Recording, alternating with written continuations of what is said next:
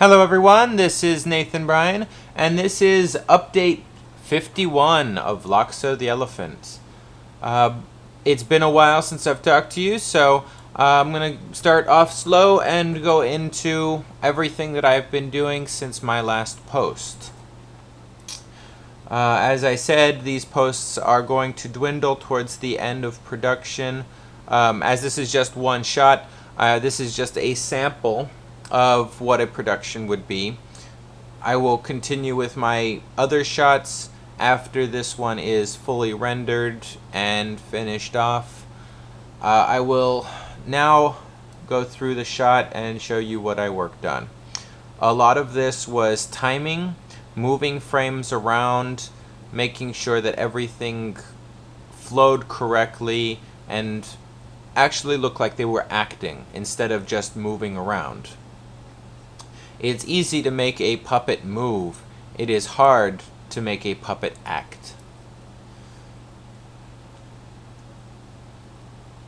As you can see from this ear here, the most recent thing that I worked on was fleshing out the ear, trying to get more of that wavy, organic feel to it. But before I even got there, I made sure that everything was timed out correctly. Even went into the graph editor a little bit and cleaned up the motion trails. So opening up the graph editor, if I were to select one of these objects and let's say the foot here, you're going to see these curves which represent the movement. Each one of these curves corresponds to a rotation or a translation.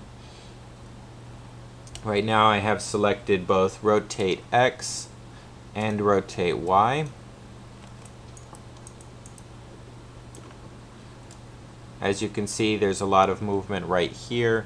So that's obviously where he picks his foot up, kind of turns it around, and then drops it back on the ground.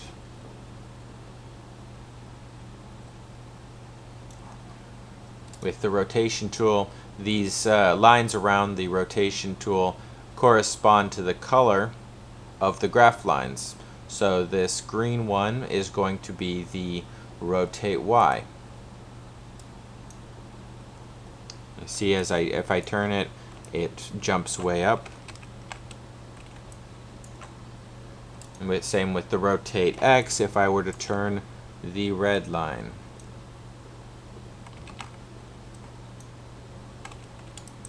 As you can see, that one has jumped way down.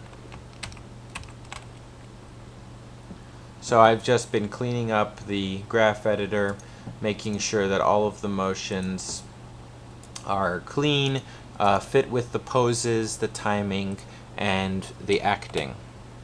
I spend a lot of my time here in my little home office with a mirror next to me, just sort of sitting here in my chair, not standing up, but hitting the table with my hand, just trying to see how that weight would look, and then maybe even time it out. iPhones are great because you can have a little timer in it that gives you frame numbers, and I've been using that a lot to sort of get an idea as to how many frames does this action take.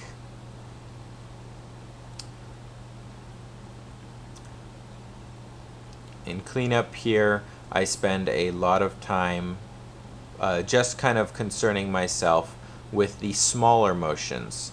The larger motions were for blocking out. Now it's for cleaning up little tiny things, which is why most recently I started working on the ears, because that would be considered a secondary action where the ears follow the body. If the body isn't moving correctly, the ears won't move correctly. So there you have it. A lot of work done on Betty.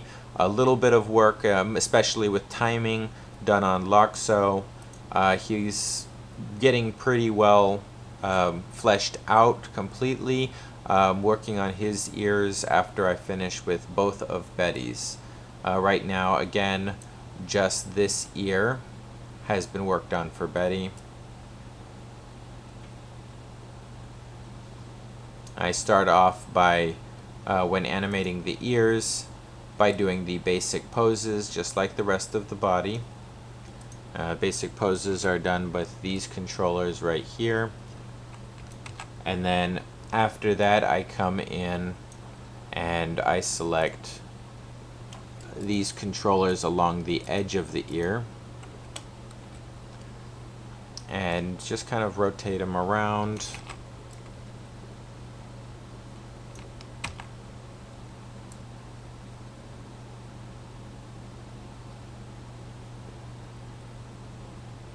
So there you have it. Take a look at the video. I am also going to post it.